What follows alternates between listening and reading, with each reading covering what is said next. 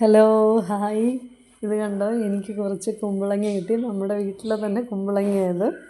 അപ്പോൾ ഇത് വെച്ച് ഞാൻ കുമ്പളങ്ങ ജ്യൂസ് ഉണ്ടാക്കാമെന്ന് വിചാരിച്ചു. അതിന് വേണ്ടിയിട്ട് ഇഞ്ചിയും കുമ്പളങ്ങയും പിന്നെ കുറച്ച് നാരങ്ങ നീരും ഒഴിക്കണം.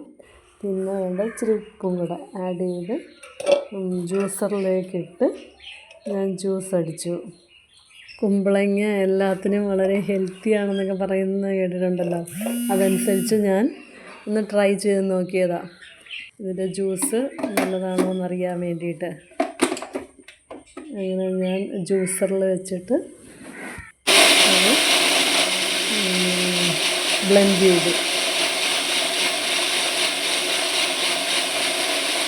അതിനുശേഷം ഞാൻ ഗ്ലാസ്സിലേക്ക് പകർത്തി അത് ഞാൻ കുടിക്കാമെന്ന് വിചാരിച്ചു. പക്ഷേ എന്നെക്കൊണ്ടത് കുടിക്കാൻ പറ്റിയില്ല.